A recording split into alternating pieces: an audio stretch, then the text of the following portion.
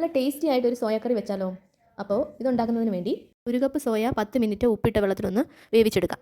ഒരു പാൻ അടുപ്പത്ത് വെച്ചൊന്ന് ചൂടാവുമ്പോൾ അതിലേക്ക് 3 ടേബിൾ സ്പൂൺ എണ്ണ ഒഴിച്ച ശേഷം അതിലേക്ക് ജീരകം ഒന്ന് വറുത്തെടുക്കാം. അതിലേക്ക് പട്ട, ഗ്രാമ്പൂ, ഏലയ്ക്ക, കുരുമുളക് ഇവ ഇട്ടൊന്ന് മൂക്കുമ്പോൾ അതിലേക്ക് ഒരു സവാള ചെറുതായിട്ട് അരിഞ്ഞത് ചേർത്തൊന്ന് വഴറ്റിയെടുക്കാം. ശേഷം ഇതിലേക്ക് 1 ടേബിൾ സ്പൂൺ ഇഞ്ചി വെളുത്തുള്ളി ചതച്ചും കൂടെ ചേർത്ത് അതിൻ്റെ പച്ചമണം മാറുന്ന വരെ ഒന്ന് ഇളക്കി കൊടുക്കാം.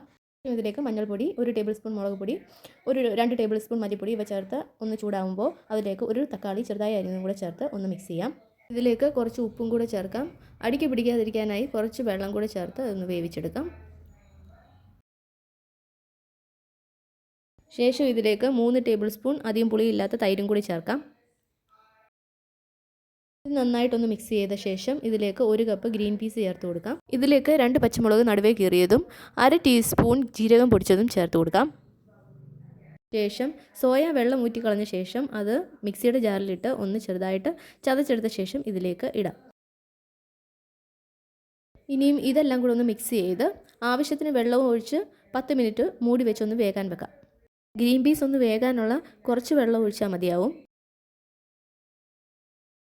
10 മിനിറ്റ് കഴിഞ്ഞിട്ടുണ്ട്. ഇനി ഇതിലേക്ക് കുറച്ച് ഗരം മസാല ചേർക്കാം. ഇത് നന്നായിട്ടൊന്ന് മിക്സ് ചെയ്ത് ഉപ്പൊക്കെ ഈ സമയത്ത് ചെക്ക് ചെയ്യാം. വേണമെങ്കിൽ കുറച്ചും കൂടെ ഉപ്പ് ചേർക്കാം. ശേഷം ഇതിലേക്ക് കുറച്ച് കസൂരി മേത്തി പൊടിച്ചതും പിന്നെ കുറച്ച് മല്ലിയില അരിഞ്ഞതും കൂടെ ചേർത്ത് കൊടുക്കാം. അവസാനമായി ചെറിയൊരു ക്യൂബ് ബട്ടറും കൂടെ ചേർക്കാം. അങ്ങനെ പ്രോട്ടീൻ പാക്ഡ് ആയിട്ടുള്ള ഗ്രീൻ പീസ് സോയ കീമ കറി ഇവിടെ റെഡി ആയിട്ടുണ്ട്. എല്ലാവർക്കും ഇത് ഇഷ്ടപ്പെട്ടെന്ന് വിചാരിക്കുന്നു.